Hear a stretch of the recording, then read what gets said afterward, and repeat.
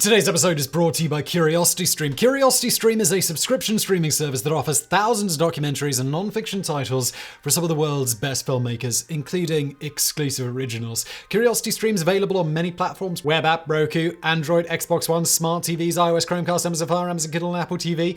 It's also available worldwide, no geo restrictions. Now look, we cover a lot of 20th century history on this channel, so today I'm making a rather appropriate recommendation: Bloody Monday, available on CuriosityStream. It's a short two-part series that frames how Nazi Germany grew from economically embattled after the Treaty of Versailles to, well, you know, the Nazis. So, go to curiositystream.com/brainfood for unlimited access to the world's top documentaries and non-fiction series. And right now, you guys can use the promo code BRAINFOOD to save 25% off the cost of an annual subscription, which comes out to only $14.99 a year, which is crazy, crazy cheap. That's per year, not per month. So click the link below, go to curiositystream.com/brainfood and save 25% right now, just $14.99 for the whole year.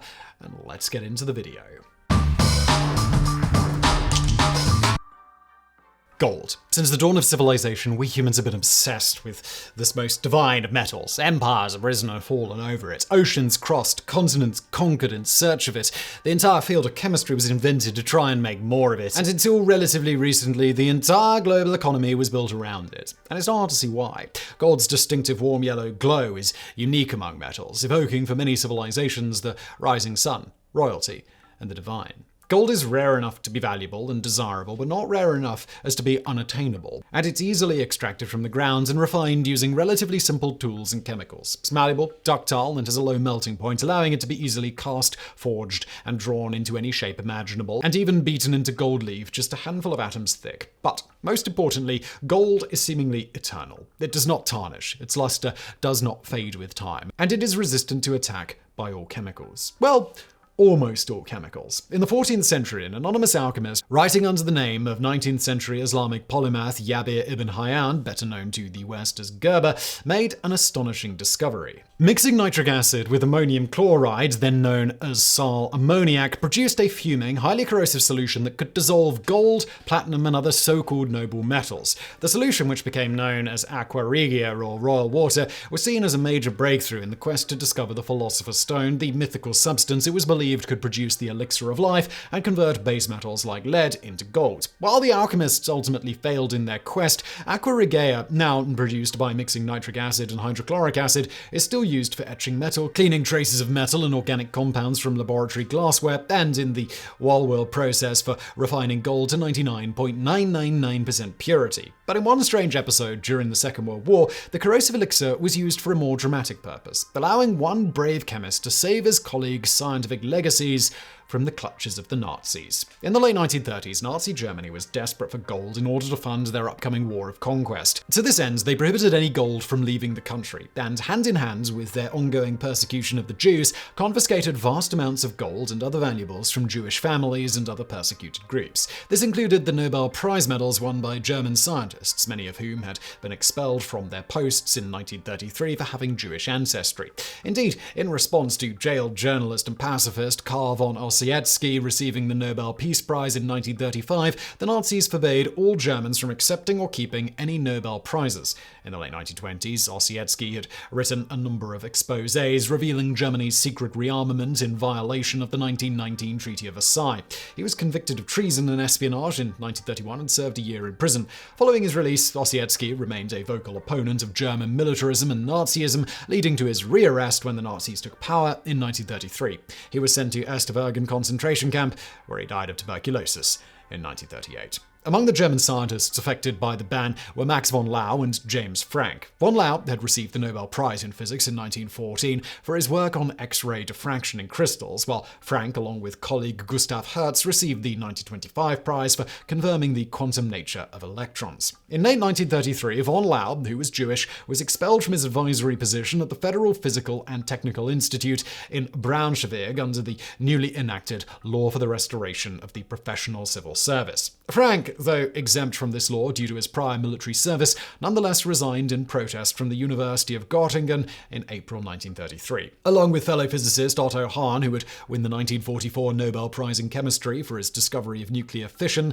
von Laue and Frank would help dozens of their persecuted colleagues emigrate from Germany throughout the 1930s and 40s. To prevent their Nobel Prize medals from being confiscated by the Nazis, von Laue and Frank sent them for safekeeping to the Danish physicist Niels Bohr, who had won the 1922 Nobel Prize in Physics for his discoveries regarding the structure of the atom. The Institute of Physics Bohr had founded in Copenhagen had long been a safe haven for refugees of Nazi persecution, working closely with the American Rockefeller Foundation to find temporary jobs for the German scientists. But on April 9, 1940, everything changed as Adolf Hitler invaded Denmark. With German troops marching across Copenhagen and closing in on the Institute of Physics, Bohr and his colleagues faced a dilemma. If the Nazis discovered Frank and von Laue's Nobel Peace Medals, the two scientists faced arrest and execution by the Gestapo. Unfortunately, the medals were not exactly inconspicuous or easy to hide. While modern Nobel Prize medals weigh 175 grams and are made of 18-karat gold plated in 24-karat gold, prior to 1980, they weighed 200 grams and were struck from solid 23-karat gold. The winners' names are also prominently engraved on the back, effectively turning the medals into solid gold death warrants for Frank and von Laue. In desperation, Bohr turns to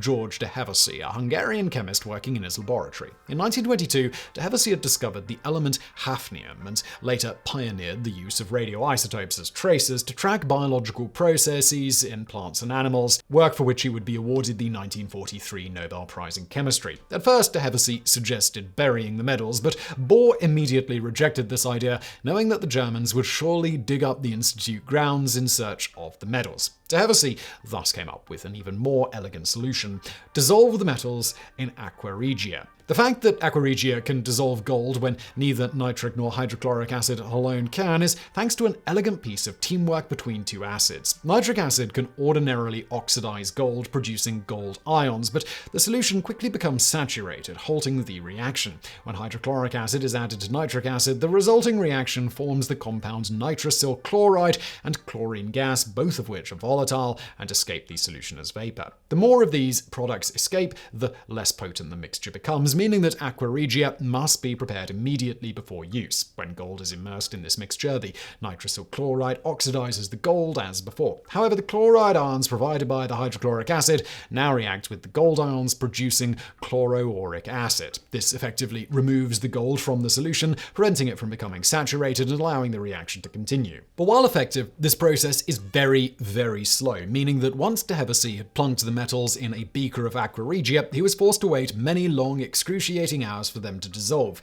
Meanwhile, the Germans drew ever closer. Finally, however, the metals disappeared and the solution in the beaker turned salmon pink and then deep orange. The work done, de Hevesy then placed the beaker on his laboratory shelf, hiding it among dozens of other brightly colored chemicals. Incredibly, the ruse worked. Though the Germans scoured the institute from top to bottom, they never suspected the beaker of bright orange liquid sitting on de Hevesy's shelf, as they believed it to be just another innocuous chemical solution. Interestingly, these were not the only Nobel medals to disappear during the war. On March 12, 1940, Niels Bohr put his own medal up for auction in order to raise funds for relief work in Finland, which had been invaded by the Soviet Union in November 1939. The winning bid was anonymous, but the buyer later donated Bohr's medal to the Danish Historical Museum in Frederiksborg, where it's still on display today. George de Hevesy, himself a Jew, remained in Nazi-occupied Copenhagen until 1943, when he was finally forced to flee to Stockholm. On his arrival in Sweden, he was informed that he had won the Nobel Prize in Chemistry.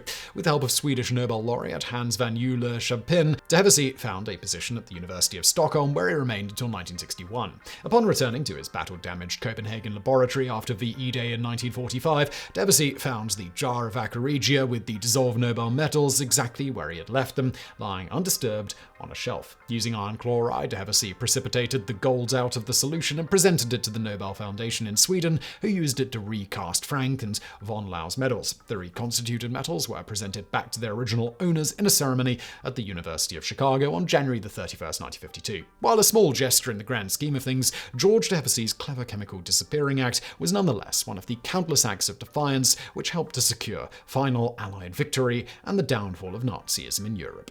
Bonus facts.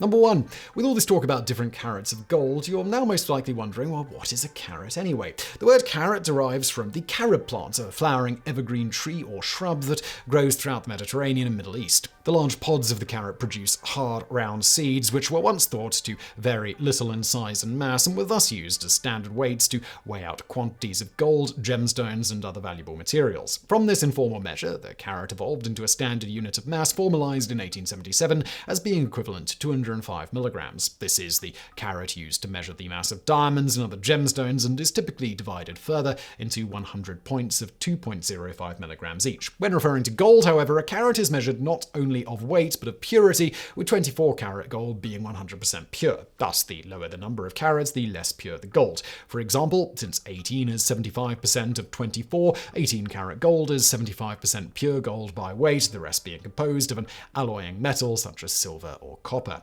Bonus fact number 2. If the name of the alleged inventor of aqua regia, the Islamic alchemist Gerber, sounds familiar, it's because his name was once believed to be the origin of the word gibberish. In his 1755 Dictionary of the English Language, Samuel Johnson claims that the word was inspired by the dense technical jargon used by Gerber and other alchemists, which was incomprehensible to the average layman and soon became known as Gerberish, or gibberish. However, this etymology has since been discredited, though the actual origin of the term does remain a mystery. Bonus fact number 3. While aqua regia is commonly described as the only chemical that can dissolve gold, this isn't quite correct, for there is another, the liquid metallic element mercury. When mixed with nearly all metals, mercury penetrates and intermingles with their crystal structure, forming a solid or paste-like substance known as an amalgam. If this word sounds familiar, it's because silver and gold amalgams were once commonly used in dentistry to create fillings. The amalgamation process is also used in the extraction and refinement of silver and gold from their ore. In this process, crushed ore is mixed with liquid mercury, causing the gold or silver inside the ore to leach out and amalgamate with mercury. The mercury is then heated to evaporate it, leaving the pure metal behind. As can be imagined, this process produces a lot of waste mercury, which can leak and contaminate local ecosystems. Indeed, starting in the 16th century, much of the silver ore mined in Spanish colonies in the Americas was crushed and refined in large open circular mills known as patios, powered by draft animals or human laborers, leading to high rates of mercury poisoning and widespread environmental pollution. Mercury also readily amalgamates with aluminium, quickly infiltrating the metal and undermining its structural integrity. For this reason, mercury is not allowed to be transported by air, lest it leak and start eating away the aircraft structure. Knowing this, during the Second World War, the Japanese experimented with filling anti-aircraft artillery shells with mercury, the logic being that even if a shell did not score a direct hit, the mercury blasted into the aircraft structure would quickly render it inoperative. However, there's little evidence that this tactic was actually effective in practice.